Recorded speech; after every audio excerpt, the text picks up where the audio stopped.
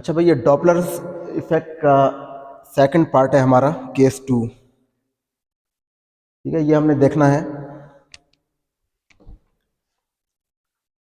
तो इससे पहले हम ये देख चुके हैं कि अगर सोर्स रेस्ट पे हो और ऑब्जर्वर मूव कर रहा हो, तो उसके हमने दो केसेस देखे थे। Observer towards the source move कर रहा हो या away from the source move कर रहा हो।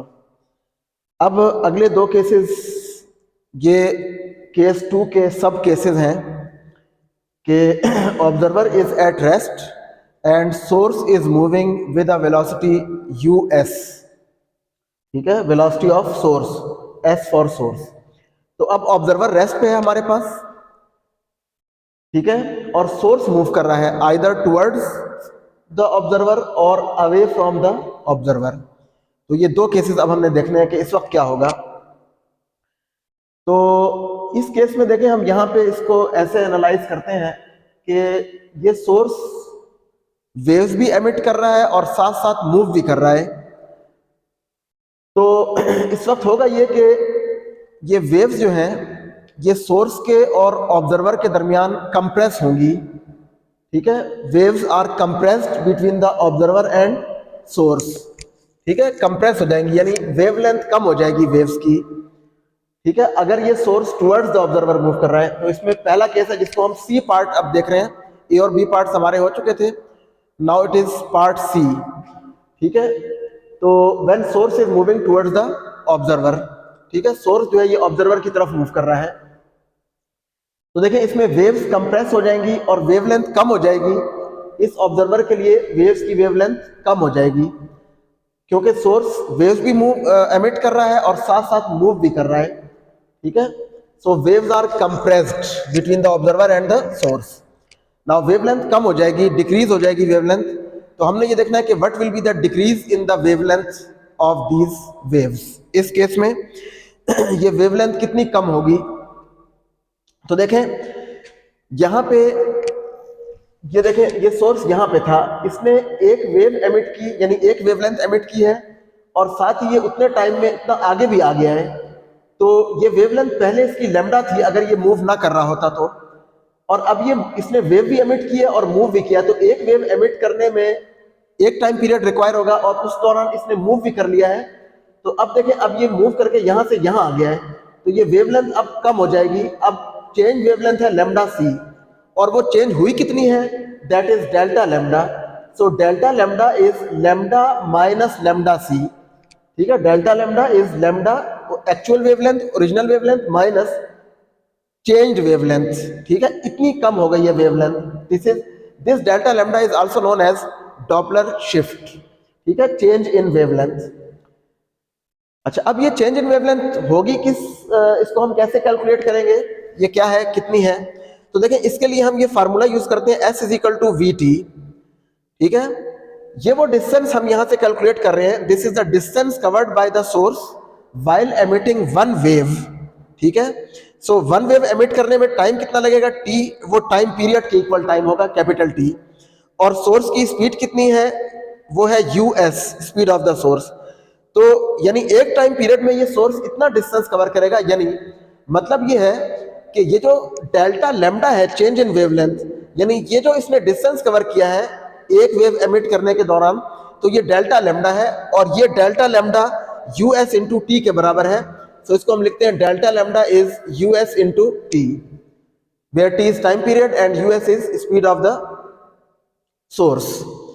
नाउ टी 1/f के बराबर होता है टाइम पीरियड, फ्रीक्वेंसी का रेसिप्रोकल है। तो आप यहाँ 1/f पुट कर दें यहाँ पे, तो ये डेल्टा लैम्डा आ जाएगा US/f। ठीक है, इसको इक्वेशन 8 कह दिया हमने। अच्छा, इक्वेशन 1 जो हमारी शुरू में इक्वेशन थी, उसमें हम अगर देखें तो यहाँ पे वहां से इक्वेशन 1 से लैम्डा ये आ जाएगा हमारे पास, और इसी इक्वेशन से लैम्डा सी क्या आ जाएगा, V/FC।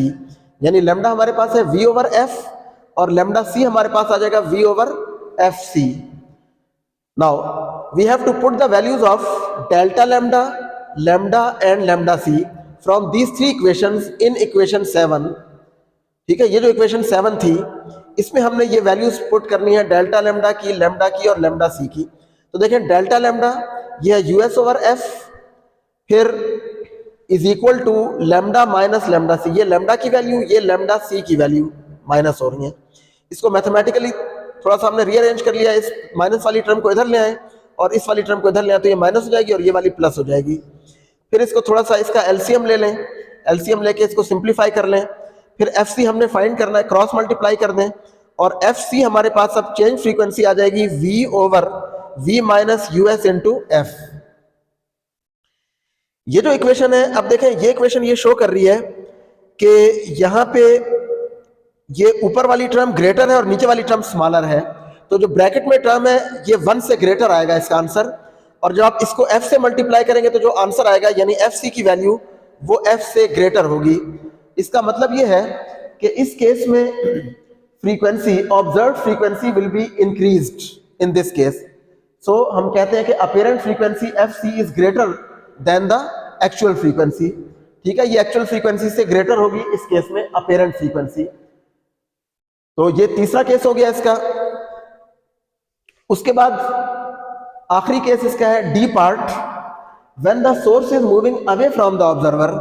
जब सोर्स जो है वो ऑब्जर्वर से अवे मूव कर रहा हो, तो देखें हम अगर ऑब्जर्वर को इस तरफ ले आए तो अब इस ऑब्जर्वर के लिहाज से ये सोर्स इस ऑब्जर्वर से अवे जा रहा है, इसके तरफ आ रहा था ये और इस वाले ऑब्जर्वर से अवे जा रहा है। तो ये जो ऑब्जर्वर है ये ऑब्जर्व करेगा कि इस ऑब्जर्वर के लिए वेव्स स्ट्रेच हो रही हैं, जैसे इसके लिए वेव्स कंप्रेस हो रही थी, इसके लिए ये वेव्स स्ट्रेच हो रही हैं, यानी वेवलेंथ ज्यादा हो रही है इस केस में इस ऑब्जर्वर के लिए। ठीक है, और कितनी ज्यादा होगी, जितनी वहां पे कम हुई थी यानी डेल्टा लैम्डा, उतनी ही यहाँ पे इंक्रीज हो जाएगी।